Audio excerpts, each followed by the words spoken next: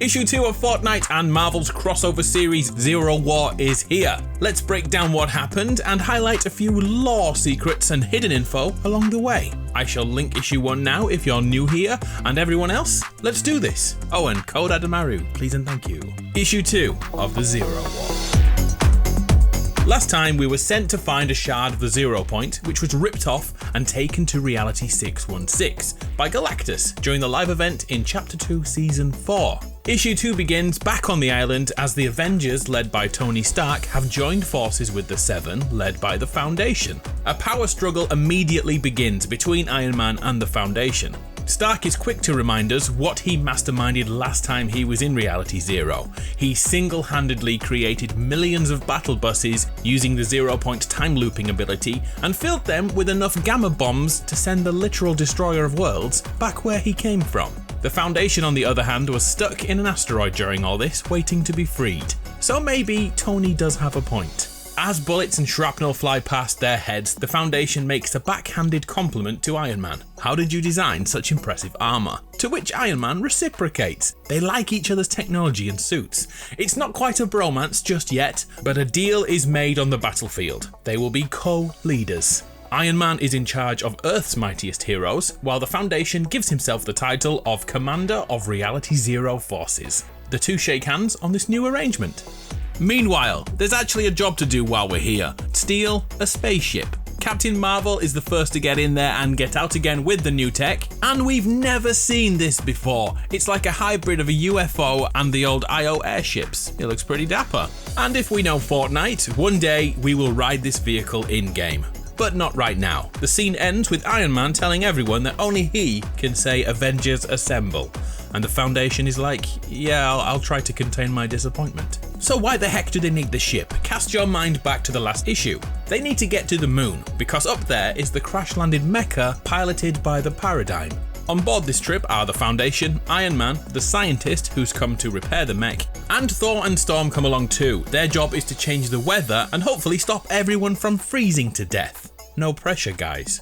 Captain Marvel is now in charge on the ground, and she says the iconic line, Avengers Assemble! And not to miss an opportunity, the Foundation reminds us, I thought you were the only one to say it. And Tony admits he's scared of Captain Marvel. She is quite terrifying. There are now 3 separate teams we are following in this story. Iron Man and co are going to the moon to save Paradigm, Captain Marvel and the squad on the island are fighting IO, and Agent Jones, the Imagined, and Spider-Man, who recently recruited Wolverine, those chaps are going to Wakanda to find the 0 point shard. So let's catch up with them. The Wakandans don't recognise Spider-Man, and our heroes are already in a battle the second they arrive. It includes these giant panther-like droids who only act to annoy the Imagined and delight Wolverine. Spider-Man seems to be the only person acting rationally and prevents Jones from murdering innocent Wakandans who are just doing their job. The RPG instead hitting Wolverine. But luckily, he can regen, so it doesn't bother him too much. But he does admit, it still hurts. For someone over 200 years old, you'd think Jones would be less gung-ho. The 2 pilots inside the Panther mech are now shown commenting on what they're seeing, saying that Americans are insane, before realising Wolverine is actually Canadian. The thing which really interests me here is in the bottom corner. The person who translated Wakandan into English is Agent Smith. It's obviously a pseudonym, but Agent Smith in the Marvel world was the one who recruited Deadpool in the movies, and in the comic books he played both sides, both for Hydra and as a S.H.I.E.L.D. agent. Hopefully Agent Smith will have something more important to do soon.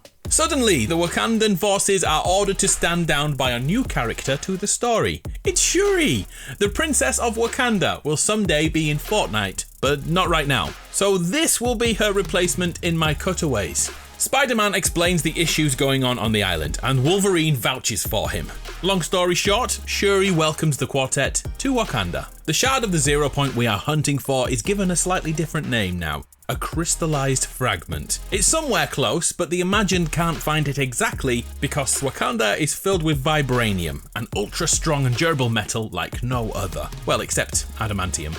The 4 are taken into a room filled with vibranium. Jones is immediately smitten and asks to take some home. Shuri is stern. If the fragment is here, you're welcome to it, and only it. So, how will they find the fragment in all this vibranium? The answer is right in front of us. Wolverine, he has a sense of smell like no other. He can literally smell the 0 point, and the fragment was here recently, but it's been stolen. And plot twist, the only thing that can get through Wakandan security is something with the physiology of a lizard. I kid you not, the shard of the 0 point has been stolen by a lizard, and it so happens that Killmonger has been training dinosaurs recently. Yep, this story is so strange.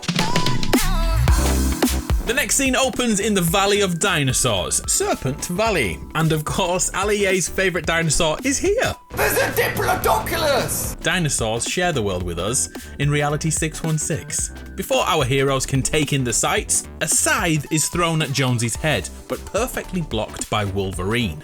Would you believe it? It's an army of ninjas. They are back in the story. The last time we saw these guys was back in Chapter 1. We watched frozen dragon eggs thawing at Polar Peak before they were transported to the volcano, and that heat hatched them into what we call hybrids. They follow the fire deity we call the Prisoner, who also hasn't been seen for a long time, although legend has it he's a prisoner in the IO facility underground, just waiting to be unleashed. Oh, and one more thing, those hybrids can ride raptors, another piece of foreshadowing that soon we'll be able to do that in the real game.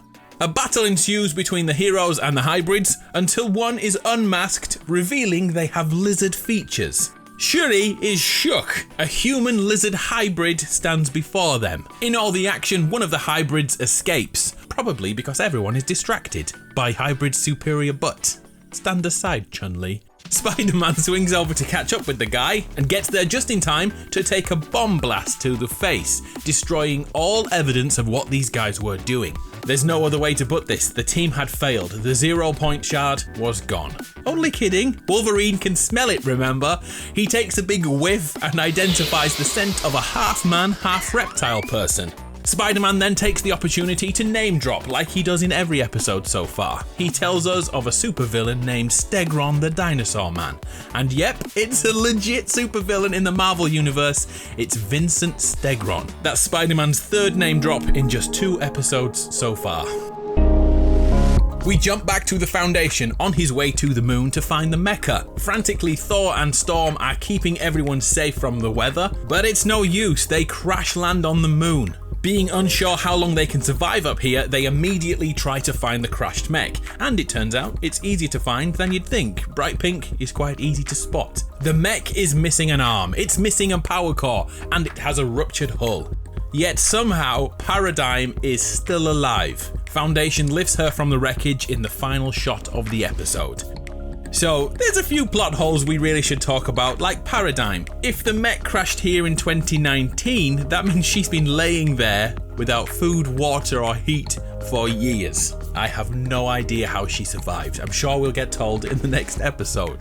And in that next episode, we'll find out how Captain Marvel got on against Sloane, and how Wolverine's nose found a new enemy to hunt, and hopefully we'll understand how Paradigm survived. I'm Adam, you're awesome. I'll see you next time. Thank you to everyone who used my code this month. Much appreciated. See you for episode 3.